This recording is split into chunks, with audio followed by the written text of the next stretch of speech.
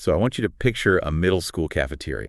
Just close your eyes and imagine it. Oh, man, the absolute worst place on earth. Right. It really is. You have that super rigid social hierarchy. The tables are like divided by these invisible but absolute lines of acceptable behavior. Yeah, everyone knows exactly where they're supposed to sit or where they aren't supposed to sit. Exactly. So over here, you've got the athlete. Over there, the academics. And then in the middle is just this vast, this anxious mass of students who are just trying not to be noticed for the wrong reasons. Just trying to survive the day, really. Yeah, exactly. But now I want you to imagine the kid who sits completely alone at the very edge of the room. And not because they're sad, Right, not the kid who's like staring longingly at the popular table. No, not at all. Not because they're desperately wishing someone would invite them over so they can finally belong. They're sitting alone because they're watching a fascinating bug crawl across the window pane. Oh, I love that image. Right. And they genuinely find the mechanics of that bug's movement just infinitely more interesting than all the brutal social politics happening behind them. It's a really striking image. And I think it really gets to the core of a fundamental human question, like where do we actually derive our sense of reality from? Right. Like, is it external or internal? Exactly. Do we get it from the group consent, like this shared hallucination of social norms?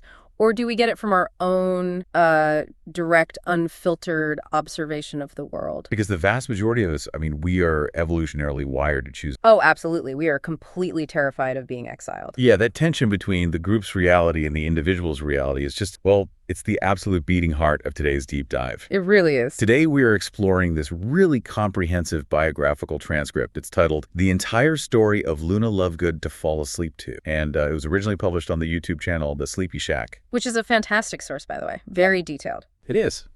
But we aren't just summarizing a fictional character's life today. That's not what we do here. We are really pulling apart the architecture of a completely unconventional mind. Yeah, we're looking at how someone who is just built to see the world completely differently navigates conformity. Right, and how she processes profound trauma, and how she ultimately kind of forces the world to expand its own definition of reality. The source material here is just incredibly dense with psychological framing. It presents an individual who operates entirely outside the standard metrics of social validation. Which is so rare to see. It really is. We are analyzing a mind that does not bend to peer pressure. Yeah. And not out of stubborn defiance, but out of a genuine, almost scientific detachment from the very concept of peer pressure itself. Yeah.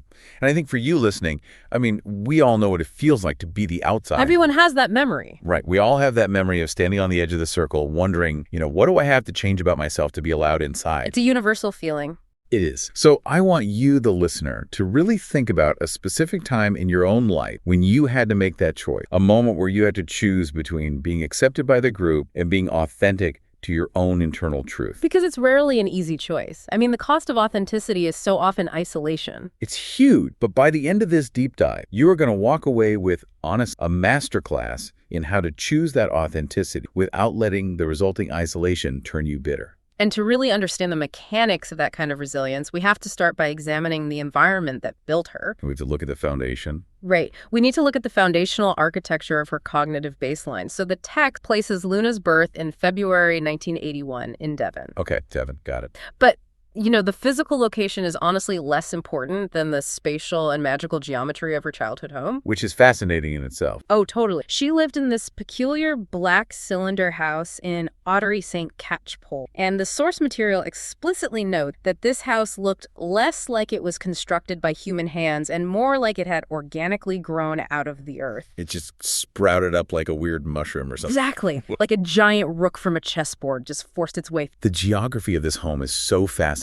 because Xenophilius, her father, he didn't just pick a plot of land because it had a nice view of the river. No, not at all. He deliberately positioned this black cylinder on a convergence for several magical ley lines. Which is super important. Right. He was actively seeking an environment that would enhance magical experimentation and attract unusual, maybe undetected creatures. Yeah, he wanted the weirdness. He invited it in. And if you look at the neighborhood context, you have the Weasleys living nearby, right? With their chaotic but ultimately highly structured family dynamic. Yeah, very traditional in their own way. Exactly. And then you have the Diggories, representing conventional wizarding success, well-maintained property lines, standard house. Very, very proper. Very proper. And then you have the Lovegood, living in this massive rook-like structure with windows scattered completely at random.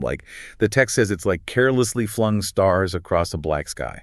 And that architecture is just a direct reflection of the parents' internal landscapes. I mean, Xenophilius was the editor of the Quibbler. Right. The magazine? Yeah, a publication that was entirely dedicated to exploring the unexplained and challenging institutional narrative. And Pandora, her mother, was an experimental spell creator. Which sounds incredibly dangerous, by the way. Oh, highly dangerous. But they didn't just tolerate weirdness in their home. They actively cultivated an environment that the text brilliantly refers to as controlled eccentricity. Controlled eccentricity. I love that phrase. It's perfect. Pandora specifically treated magic not as this rigid set of rules that you memorize from a textbook and regurgitate for an exam, Right. but as a fluid creative medium. Okay, so let's unpack this concept of controlled eccentricity first, because Xenophilius' entire journalistic philosophy was built on the premise that dismissing the impossible simply because it lacked current empirical proof was like the surest way to miss remarkable discoveries. Right. He was deeply against the academic status. Yeah, I mean, he was writing earnest articles about the crumplehorn snorkack. He was theorizing that Sirius Black was actually a disguised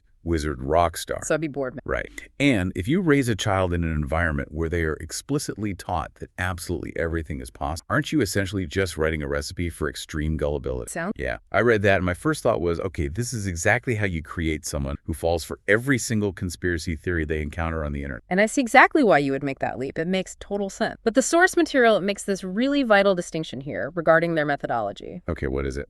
It is not gullibility if it's explicitly paired with fearless curiosity, scientific method. Oh, okay. The Lovegoods didn't teach Luna to blind whatever she heard. That wasn't the point. They taught her to bravely investigate. So they were teaching her a process, not a conclusion. Precise. They treated the fear of the unknown and, the societal instinct to just mock what we don't understand as the absolute enemy discovery. So they were training a researcher, essentially. Not a fanatic. Exact. Just look at the description of her childhood bedroom in the text. It wasn't just this space of childish fantasy or mindlessism. It was a sophisticated laboratory of magic. Yeah, the details in the bedroom were wild. The text describes her having these charts tracking celestial bodies that might influence ambient spellcast. She had intricate maps tracking unusual magical phenomena across. Like a corkboard with red string everywhere. Basically, yeah. And she had physical specimens carefully labeled and categorized. That completely reframes the narrative of the dreamy kid, because she wasn't just daydreaming. She was gathering data. She was running this constant low-level analysis of her environment at all times. She was being trained in a highly advanced form of scientific inquiry. The baseline they established for her was essentially, you remain completely open to the impossible until it is definitively empirically proven otherwise. Right. You don't dismiss it just because it sounds... Exact. And furthermore,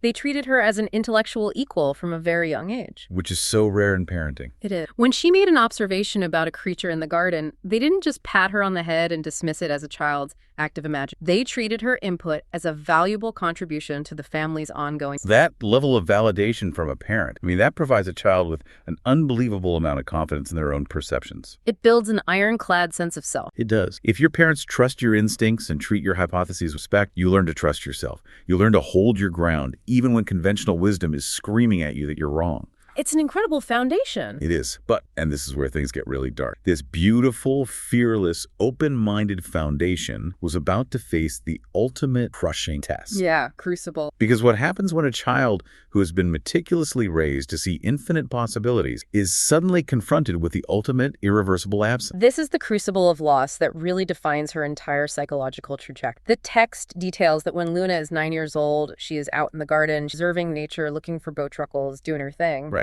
Just being a kid researcher. Yeah. Meanwhile, her mother, Pandora, is inside the house working on a highly complex, theoretical experiment spell, and the spell goes catastrophically wrong. The specific language the source material uses to describe this event is just absolutely chilling to me. It really is. It wasn't a standard magical explosion. It wasn't like fire and debris and smoke. The text explicitly states that the spell created a pocket of non-existence. A void. Void. It was a perfectly circular void that completely erased Pandora Lovegood from the physical plane. Just wiped her out of reality. Yes, she simply vanished, leaving behind only an empty space. And the text describes this magical emptiness radiating from that spot, like a silence so dense and complete that it seemed to swallow the ambient sound of the room itself. No, it is a profound trauma. It's conceptualized as a literal tear in reality. Now, consider how a standard standard 9-year-old processes the sudden violent death of a primary caregiver. Right. Normally there is hysteria. There's denial. Right. An inability to process the permanence of what just happened. Exact. But Luna stands at the edge of this literal void. She doesn't scream. She doesn't rage against the unfairness of the universe. Xenophilius rushes in. He finds her looking at this terrifying emptiness, and her response is, "Mommy's gone exploring somewhere we can't follow yet, isn't she, Daddy?" Wow. Let me push back on my own emotional reaction to that quote for a sec, because initially when you hear that, it just breaks your heart. Of course it does. It sounds like a child in deep, desperate denial, right? Trying to soften the blow of a horrific death. But based on what you just said about her analytical training, is she actually in denial? Or is she just applying her family's scientific framework to the concept of death itself? She's absolutely applying the framework. And this is where we see how trauma literally alters perception. Right.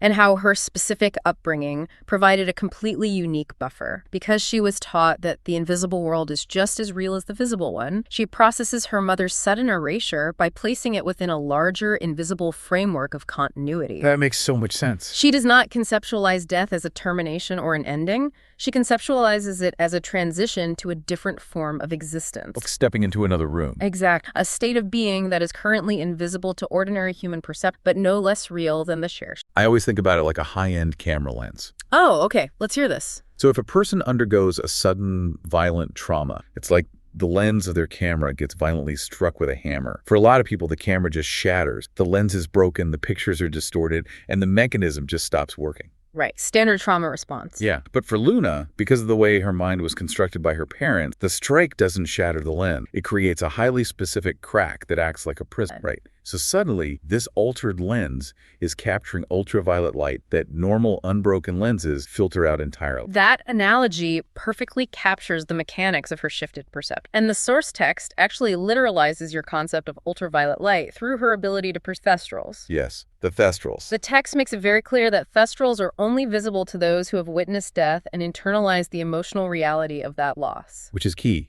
You can't just see someone die. You have to comprehend the permanence of it. Exactly. So Luna's ability to see physical, undeniable manifestation of having stared into that void of non and comprehending. Her visual cortex has been permanently rewired by trauma to perceive them. And her father reinforces this perspective too. Yeah. He doesn't try to force her into like a conventional grieving process. No, he leans into their shared philosophy. Yeah, the text notes Xenophilius' specific choices for Pandora's funeral. He refuses to make it a somber, dark, grief-stricken affair focused on loss. Instead, he actively chooses to celebrate Pandora's relentless curiosity. He eulogizes her refusal to be limited by conventional magical boundaries. And in the aftermath of that funeral, Luna's behavior adapts in ways that, frankly, would deeply alarm a conventional child psychologist. Oh, absolutely. Red flags everywhere for normal. Right. She begins talking out loud to empty air. She holds full-on conversations with a photograph of her and her mother. And to an outside observer operating on a standard psychological framework, that behavior looks like a child disconnecting from reality. It looks like she's slipping into a dissociative state. Yeah, like she's losing her grip. But within the epistemological framework the Lovegoods built, it is a profoundly healthy and logical coping mechanism. She is not hallucinating. She is practicing her belief. She's running the experiment. Exact. She is actively maintaining her connection to the values her mother instilled in her. She's reinforcing the hypothesis that the unseen world remains active, present, and accessible if you simply know how to look for it. So she spends the next 2 years really solidifying this incredibly profound, heavy, almost spiritual understanding of the universe and life and death. It's a very heavy burden for an 11-year-old. It is. And then, armed with this vast, unconventional worldview, she is suddenly thrust into the most rigid, judgmental, and unforgiving social hierarchy known to humanity. Institutionalized middle school. Middle school. She goes to Hogwarts. And the contrast between her internal world and the external institutional structure incredibly stark. The source material highlights this immediately during the sorting hat ceremony. Oh, the sorting. This is a great moment. It is. The hat doesn't just drop onto her head and immediately shout a house name. It takes a significant amount of time deliberating over her. A hat stall, basically. Close to it, yeah. It explicitly notes her deep Gryffindor courage because, the courage to face that void at age 9 is immense. Fierce Hufflepuff loyalty to her family's ideal, but it ultimately places her... I really want to dig into that placement because Ravenclaw is traditionally defined by, academic excellence, book smarts, and a somewhat rigid adherence to study. Yes, very structured and intelligent. Exactly. Luna does not fit the mold of a Hermione Granger or a Padma Patil.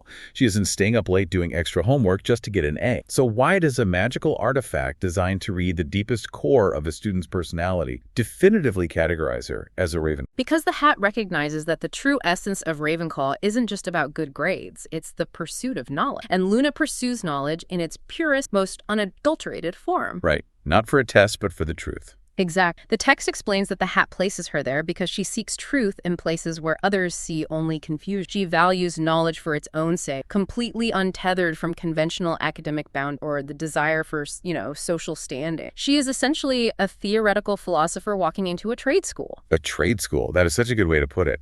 And the trade school professors do not know what to do with her. They are completely baffled. The transcript details her behavior in these early classes. In Transfiguration class, right, the professor's trying to run a standard lesson, turning a matchstick into a needle, a purely mechanical exercise. Just wave the wand, say the words, get the needle. Right. But Luna isn't just waving her wand and trying to get the shape right. She is raising her hand and asking the professor these deeply philosophical questions about the ontological implications of the transformation. It's crazy. She wants to know, does the object retain a sense of its former identity? Is the needle aware that it used to be wood? It is a brilliant line of questioning. And she does the exact same thing in potions class. Oh yeah, the potions. Instead of just chopping roots and following instructions on the board, she asks the professor about the emotional state of the ingredients. Wait, like if the daisy roots are sad? Basically. She hypothesizes about how the brewer's personal feelings and psychological state might actively alter the potion's chemical effectiveness. Which, if you zoom out, those are high-level, graduate-tier magical theory questions. She is trying to understand the fundamental physics and psychology of magic itself. She's working on a PhD level at age 11. Yeah, but to a professor who is just trying to get 30 easily distracted 11-year-olds through a basic syllabus without anyone blowing up a cauldron, it's highly disruptive. It is disruptive to the institution, yes. And it is deeply alienating to her. Middle schoolers, even magical ones, they expect and demand a certain level of conformity to group norm. They need everyone to act the same to feel safe. They require a shared baseline of reality to feel secure in their own social standing. Luna exists entirely outside those frameworks, and her constant questioning of their basic assumptions makes them deeply, deeply uncomfortable. And we know that when a group of children feels uncomfortable, they can be absolutely brutal. Honestly. Yeah. They immediately dub her Luna Lovegood. And they don't just mock her to her face, which is bad enough. They engage in this sustained campaign of psychological harassment. The bullying is systemic. It is. They constantly steal her belongings. They systematically hide her shoes, forcing her to walk around the freezing stone corridors of a Scottish castle completely barefoot. Which is just so cruel. It is. And this is where we see her incredibly unique psychological shielding come into play. Because she doesn't break down crying. She starts physically wearing her defenses. Literally wearing them. Oh, yeah. She wears necklaces made of butterbeer corks to ward off nargles. She wears radish earrings, well, specifically orange radish-like vegetables called durable plums, to enhance mental clarity and protect against confusion spells. And when her shoes are repeatedly stolen, she doesn't confront the bullies. She blames the nargle. The mechanics of that specific defense mechanism are absolutely fascinating. By blaming nargles, these invisible, mischievous creatures that supposedly infest mistletoe for her stolen, Luna brilliantly reframes human malice into magical mischief. Okay, let me challenge this idea of the nargles being a brilliant reframe for a second. Go for it. Because I read that section of the source text, and my immediate cynical reaction was, this is just a trauma response wrapped in a coping mechanism, wrapped in a delusion. I can see why it reads that way. Right. Because if a group of kids is actively tormenting you, stealing your property, calling you insane, and your response is to blame an invisible fairy instead of confronting the bullies, aren't you just disconnecting from reality to protect your own ego? Like, how is that not just deep psychological denial? It looks exactly like denial from the outside, I grant you that. But if we analyze her broader cognitive baseline, the one we established earlier, we realize it is actually a highly strategic, almost stoic retreat. A stoic retreat. Okay. Luna is incredibly observant, right? She isn't stupid. She hears them calling her loony. She knows the shoes don't magically walk away on their own, but she makes an active, conscious choice to view their cruelty as a lack of imagination on their part, rather than a defect on her. So she's just refusing to accept their premise entirely. Exactly. Think about the psychological mechanics of bullying. A bully steals your shoes to elicit a reaction. They want you to feel small and targeted and hated. They want the power trip. Right. If Luna accepts that her classmates are stealing her shoes purely out of malice, she has to engage with that malice. She has to internalize their rejection and ask herself, what is wrong with me that makes them hate me so much? Which destroys your self-esteem. Exactly. But by attributing the theft to Nargle, she completely short-circuits the bully's intended psychological. She protects her core up. She effectively says, your small-minded cruelty is so boring and predictable that I am going to attribute it to a magical pest. Wow. She refuses to let their institutionalized meanness dictate her internal emotion. She strips them of their power over her reality. That's amazing. She genuinely doesn't need their external validation to know her own worth. She really doesn't. That is an incredibly powerful psychological tool. But let's be honest, it doesn't mean the isolation isn't lonely. No, it's still incredibly. The text mentions this critical intervention by Ginny Weasley. Ginny steps in to actively defend her. When a group of students is calling her Loony, Ginny demands they use her real name. Yeah, she shuts them down. The text quotes Ginny telling them, if you're not clever enough to remember that, maybe you should spend more time studying and less time making fun of people who are actually... Such a great line, and that intervention highlights a crucial sociological dynamic of the Hogwarts environment. Luna is incredibly strong internally. She has fortified her mind against their cruelty, but she is still fundamentally marginal. Right, she still needs allies. She still relies on the protection of people like Ginny, individuals who possess the conventional social capital, the fierce loyalty, and the aggressive willingness to enforce basic respect on her. Ginny provides the external shield so Luna can maintain her internal. But even when she is brought slightly closer to the fold through Ginny's friendship, Luna vehemently maintains her detachment from the tribalism of the school. The source material highlights her approach to Quidditch matches, which is just fantastic. From Quidditch commentary and the outfits, it's the best. Quidditch at Hogwarts is basically religion. It is pure, unfiltered tribalism. You wear your house colors, you scream for your team, and you blindly boo the opposition. It's sports fan culture dialed up to 11. Exactly. Luna shows up wearing a giant, lifelike eagle hat that actually flaps its wings.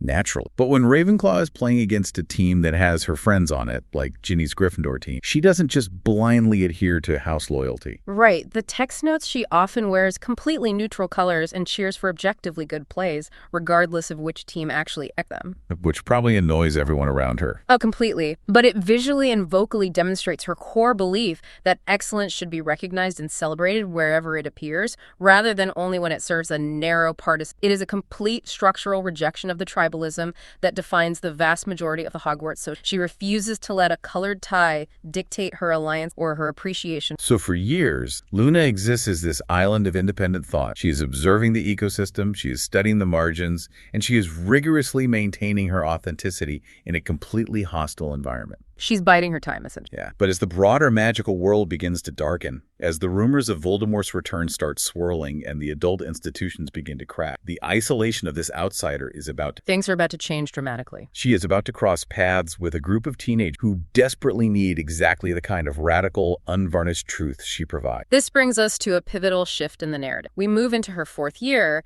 and we see how her concept of radical authenticity transforms from a personal defense mechanism into an active weapon. It goes from passive to active. Exactly. This is the moment when the broader societal conflict begins to seep under the school, and conventional wisdom, the institutional safety net, they all start to fail spectacularly. The intersection happens on the Hogwarts. Harry Potter, Ron Weasley, Hermione Granger, and Neville Longbottom for a place to sit, and they end up in Luna's compartment. Because everywhere else is full. Right, and the text paints such a vivid picture of this introduction. How do they find her? She is sitting alone, reading her father's magazine, The Quibbler, but she is reading it completely upside down. Which is a detail that immediately prompts Ron Weasley to make a disparaging joke at her expense. He assumes she is just being absurd for the sake of it, trying to get attention. But analyze Luna's reaction. She laughed, not because she thinks Ron's joke is particularly funny, but because she finds the absurdity of his conventional assumptions delightful. She thinks it's funny that he's so narrow-minded. Yes. The text explains that she is reading it upside down because Xenophilius taught her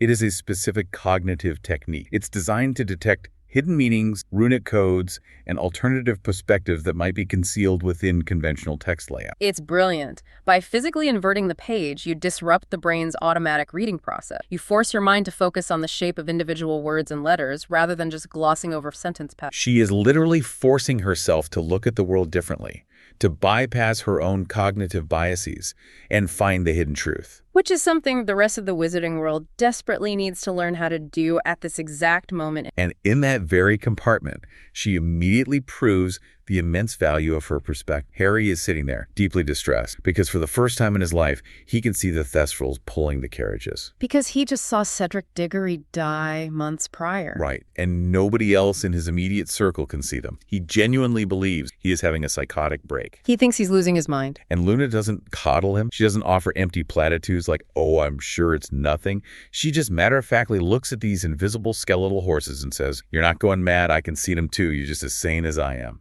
That specific qualification she adds at the end, you're just as sane as I am, is a masterclass in psychological grounding. Because sanity is relative. Yeah. It acknowledges that sanity is not a fixed objective state. It is a relative concept, especially for individuals whose entire lives have been shaped by profound trauma and impossible violent experience. She provides Harry with the exact validation he needs, a validation that no one else, not even his fiercely intelligent best friend Hermione, can give him. Because Hermione hasn't experienced trauma necessary to perceive that specific reason. Precisely. Hermione's logic cannot solve Harry's trauma. Luna's shared perception. And Luna doesn't limit this radical honesty to private compartments either.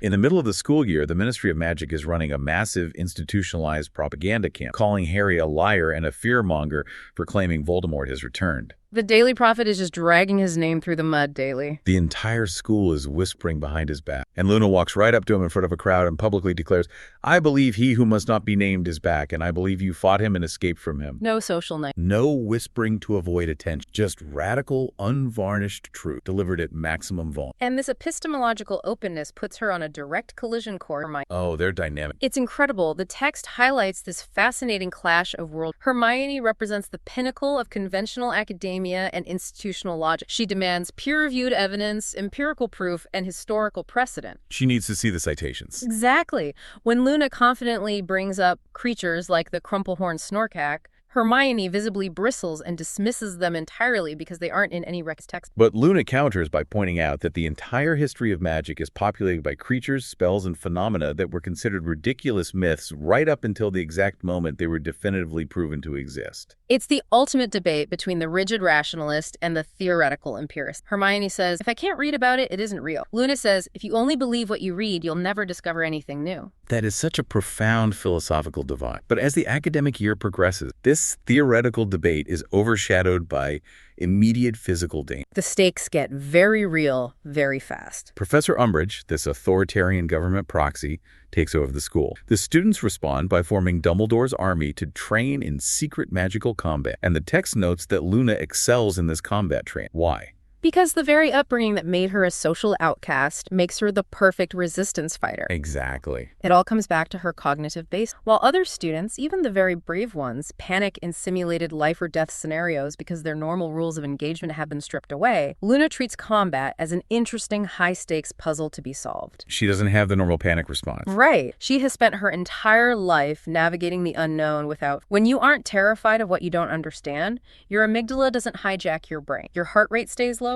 Your breathing remains steady, and your mind incredible. It reminds me of the dynamic when a brilliant jazz musician sits in with a highly trained classical orchestra. Oh, I like this. So the classical musicians are incredible, but they rely entirely on the sheet music. If the sheet music suddenly catches fire mid-performance, the classical musicians freeze and panic because they don't know what notes to play next. They lose their structure. Right. But the jazz musician, they just start improvising. They aren't panicking because they never relied on the sheet music to begin with. They understand the underlying theory of the music well enough to invent the notes as they go. That is a brilliant analogy for her tactical approach. And we see that exact jazz improvisation play out perfectly in the Battle of the Departments. Yes, the climax of that year. When the core group of students is trapped in the forest and desperately needs to get to London to save Sirius Black, everyone else is paralyzed. They're stuck trying to think of conventional transportation methods. Right, they're like, we don't have brooms, the Slew Powder network is monitored, what do we do? Exactly. Luna is the only one who looks at the invisible carnivorous horses grazing nearby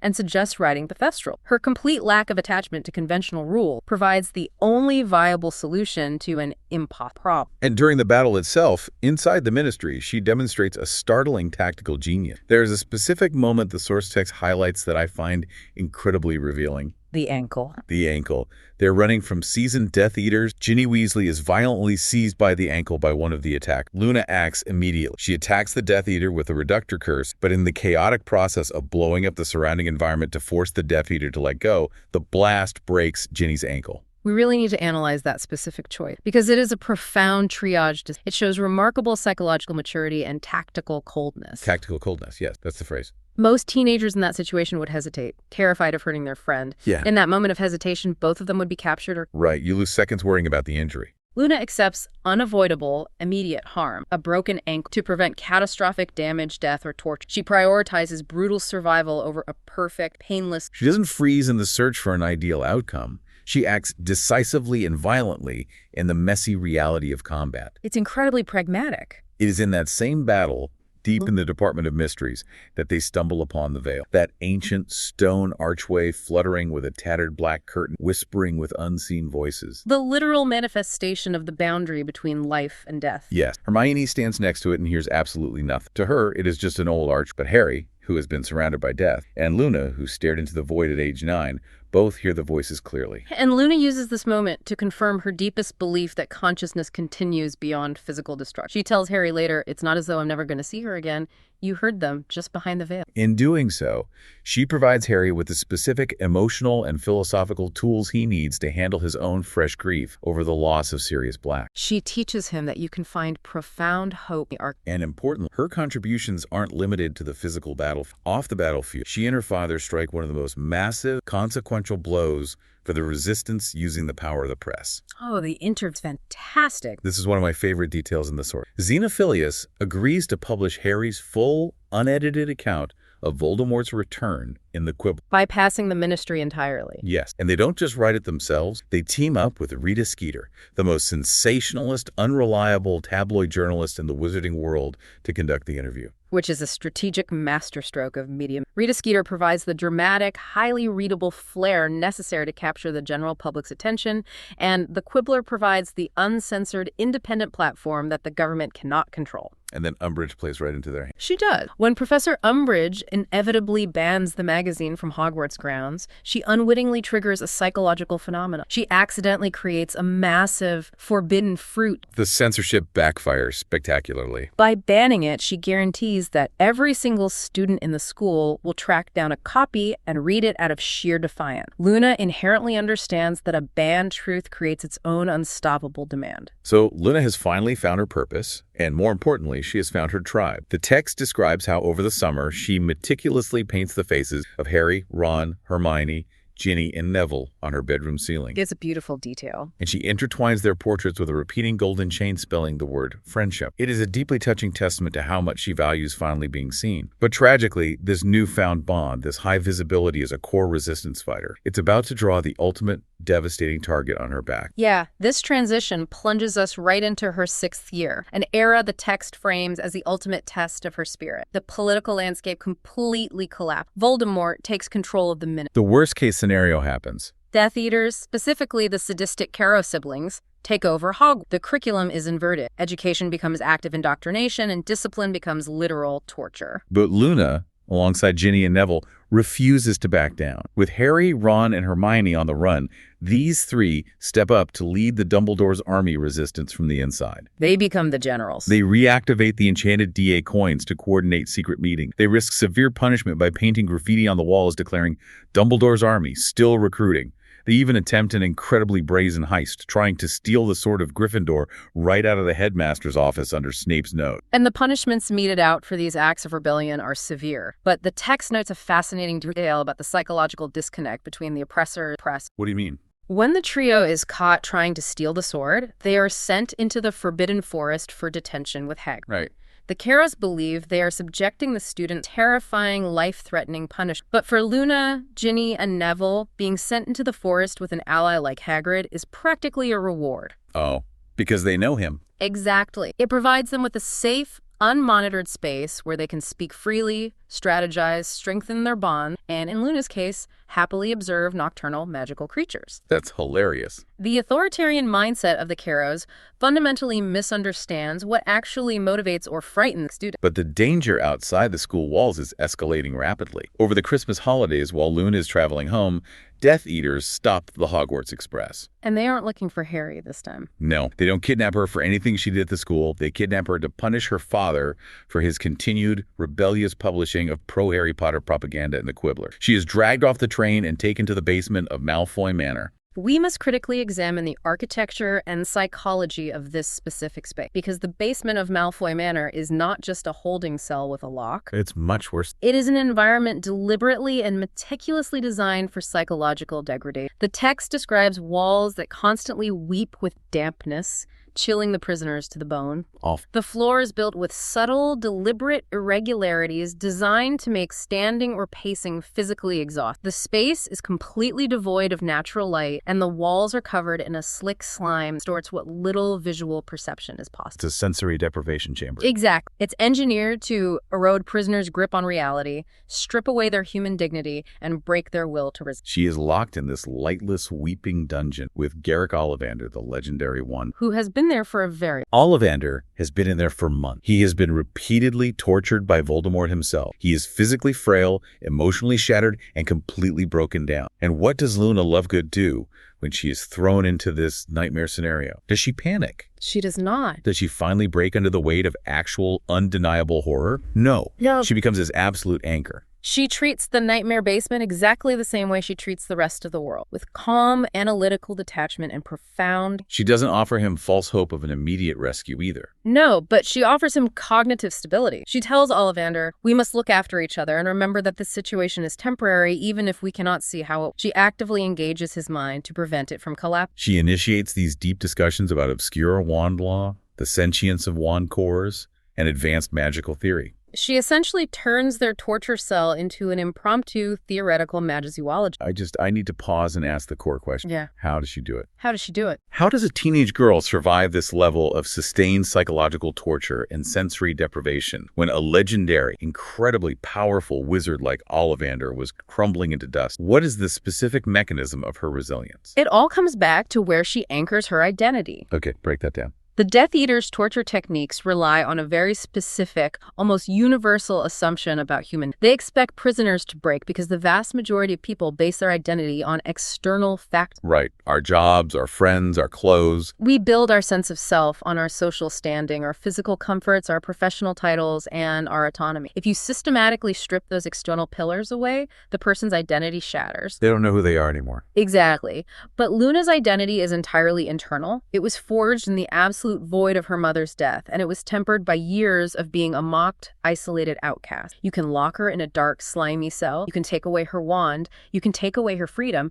but you cannot separate her from her own mind. Because her mind is the only place she's ever truly lived anyway. Exactly. Her sense of worth has never required external validation, so the removal of external comfort does not destroy her core self. Meanwhile, on the outside, the person who taught her that resilience is breaking, Xenophilius is so desperate to save his daughter that when Harry, Ron, and Hermione accidentally show up at his house, he attempts to betray them. He tries to hold them hostage and trade Harry Potter to the Death Eaters in exchange for Luna's safe return. It is a massive, shocking betrayal of every single principle there is. And it highlights the terrifying, corrupting weight of parental love. Xenophilius' high-minded political principles completely crumble when faced with the agonizing reality of his child's suffering in a dungeon. He is a broken. And the text details that he manages to write a letter to Luna in prison, agonizing over his failure to protect her and his desperation. And her response from the darkness of the cell is a testament to her profound, almost terrifying empathy. She writes back, "Do not worry about disappointment. I understand that love sometimes requires choices that logic..." She forgives him completely. She She doesn't hold his weakness against him. She understands that the desperate, primal need to protect someone you love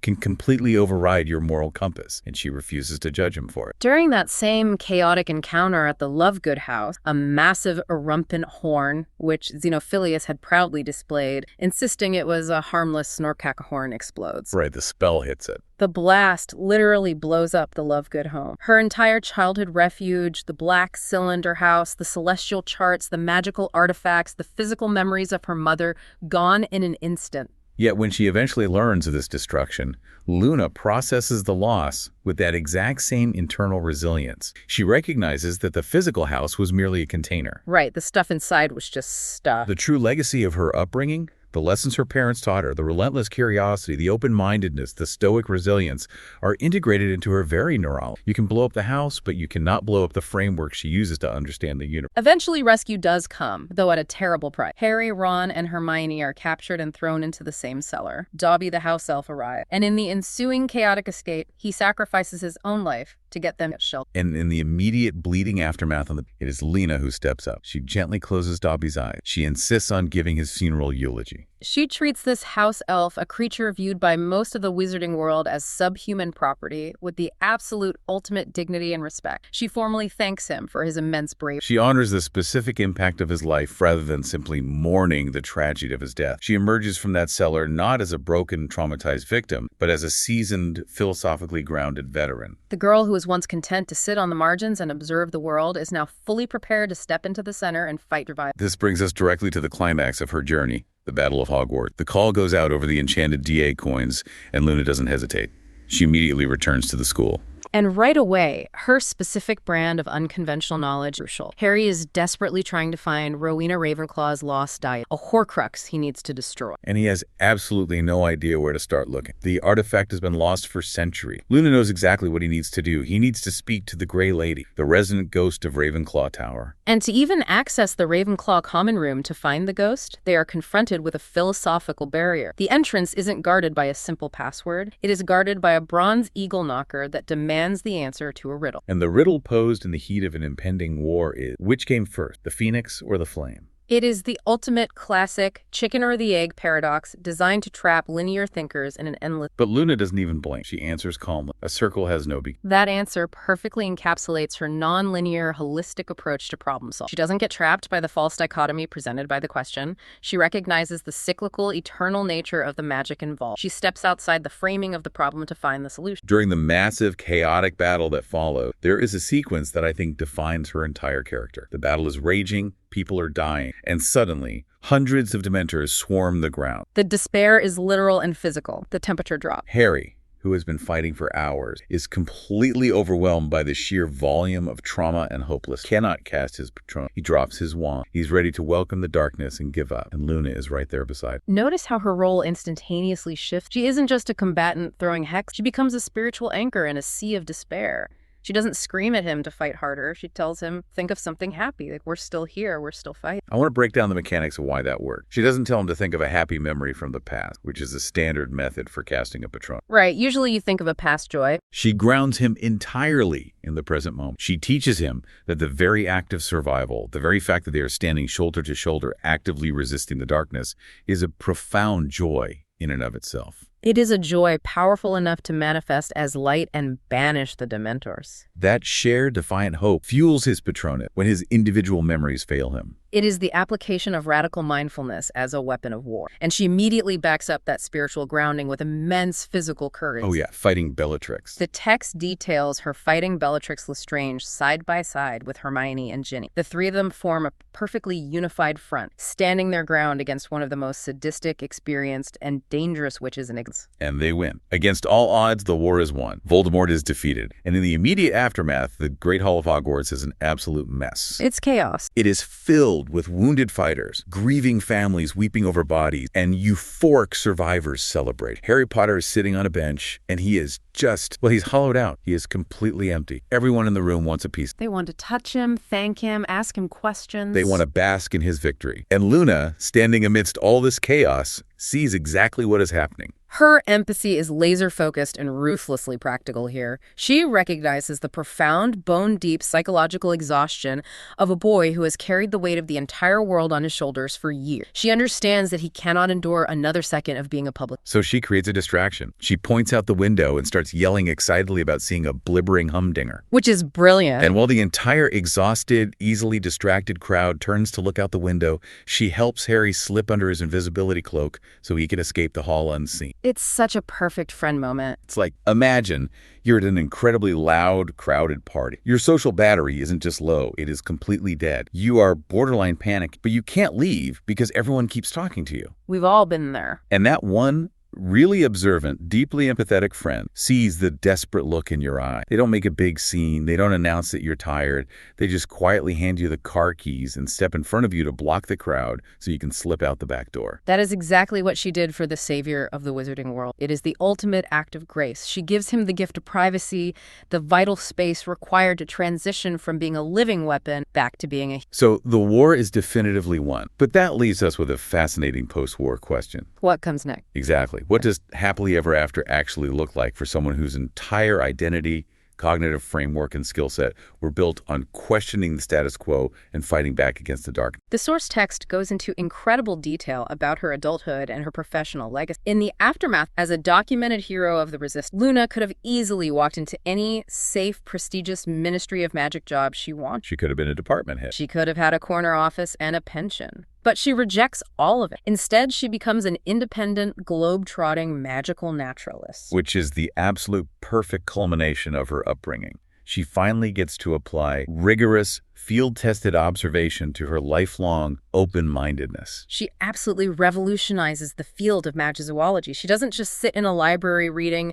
centuries-old textbooks. She goes out into the extreme margins of the world to gather primary data. And the discoveries she makes completely upend the academic establishment. She travels to the freezing fjords of Norway and discovers that the massive atmospheric aurora displays aren't just weather patterns. They are actually caused by the light refracting off the crystalline wings of previously undocumented ice dragons. She ventures deep into the Amazon rainforest and finally discovers and catalogs the rackspurts she talked about as a child. And documenting them isn't just a vanity project. Her research leads to groundbreaking new medical treatments for magical parasites that affect the brain. She scales mountains in Tibet and finds a variant of high-altitude Thestrals that exist partially outside normal dimensional bounds. What is truly beautiful here is the undeniable vindication of her method. It proves she was right all along. Exactly. The academic world, the people who thought exactly like Hermione used to think, who demanded textbook proof before they would even look at a problem, spent years mocking her. But her fearless willingness to investigate the seemingly impossible yields concrete, undeniable results they can no longer. Let's look at the Nargles as the prime example. Yes, the Nargles are actually real. After years of using them as a psychological shield,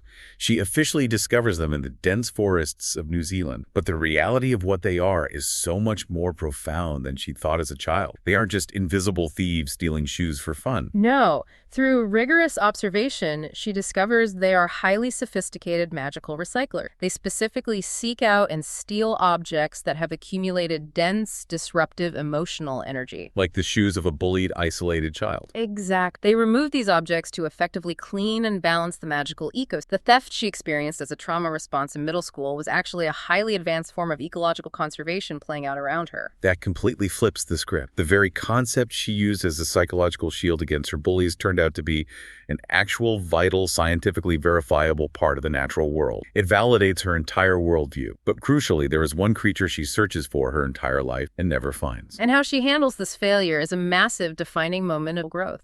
The crumple-horned snorkack. Yes. After years of organizing expeditions, searching all over the globe, and applying every ounce of her refined methodology, Luna finally quietly accepts that the snorkack does not exist. She concludes that it was purely a product of her father's imagination and their shared theory. And that acceptance is so important because it definitively proves she isn't just a delusional fanatic clinging to a fantasy. She is ultimately driven by the truth. She is willing to let go of a deeply cherished childhood dream, a creature that formed the foundation of her bond with her father for years. When the overwhelming empirical evidence finally convinces her it isn't real, she accepts. That is the definition of real, mature, scientific rigor. It demonstrates that she has perfectly mastered the delicate balance between maintaining a radically open mind and applying necessary critical rigor. She doesn't lose her wonder, but she grounds it in reality, and she finds a partner who shares this exact balance. She marries Rolf Scamander, the grandson of the famous magizoologist Newt, who is himself a brilliant, deeply observant naturalist. I have to mention her wedding dress, because the text description of it is iconic. She doesn't wear standard white robe. She walks down the aisle in a rainbow-spangled dress, wearing a tiara made from a silver unicorn horn. Amazing. The journalist Rita Skeeter writes a snarky article claiming Rolf looked physically shocked when he saw her walking toward him. But the source text notes that Rita completely misunderstood the emotion on his face. Rolf wasn't shocked in a bad way. He was completely delighted. He loved her precisely because she relentlessly refused to be normal. He loved her because she made the ordinary world extraordinary just by existing in it. They build a remarkable life together. They have twin boys, Lorcan and Lysander. Professionally, Luna goes on to shape international magical conservation law. She shifts the entire paradigm of magical academia to be more open-minded, cooperative, and inquisitive, rather than rigidly controlling and dismissive. She leaves a permanent legacy where being different is treated as a vital resource for discovery rather than a problem solved. I want to bring this back to the listener. Think about the people you went to middle school or high school with who were labeled as the weird kid, the ones who absolutely did not fit in. in, the ones who had hyper-specific fixation, the ones who got mocked for seeing the world differently. How often do we see those exact traits, the refusal to conform, the obsessive curiosity, the unique pattern recognition, turn out to be the exact superpower that makes them incredibly successful, groundbreaking adults? It happens constantly in fields that require innovation. No. Because conformity might make navigating the middle school cafeteria infinitely easier, but conformity does not discover ice drag. Conformity does not invent cures for magical parasite. Conformity does not find a way to escape a heavily guarded ministry of magic. Luna's entire life is a documented testament to the fact that radical authenticity isn't just a quirky, endearing personality trait. It is a profound, sometimes incredibly painful, but ultimately invincible armor against a world that constantly demands we all look, think, and act. Her authenticity protected her from the psychological damage of bullying. It kept her mind intact and sane in a literal torture dungeon, and it ultimately guided her to a life filled with profound scientific discovery and deep Which brings me to a final lingering thought I want to leave you. We spent a lot of time analyzing the fact that Luna eventually had to accept that the crumplehorn snorkack wasn't real, that she had to grow up and let it go. But what if the snorkack was never actually meant to be found in the first place? What if its real hidden purpose was simply to act as a catalyst? What if its purpose was to teach a young, grieving girl how to look incredibly closely at the world, how to search tirelessly, how to question everything, and how to keep her eyes wide open to the magic hiding in the margins of everyday life? The pursuit itself, the act of looking, was the actual magic. Exactly. So I ask you as you go about your day, what is the snorkack in your own life that you are chasing? What is the impossible goal you are pursuing? Not necessarily because you will ever actually catch it, but because of the incredible, resilient, open-minded person you are forced to become in the pursuit.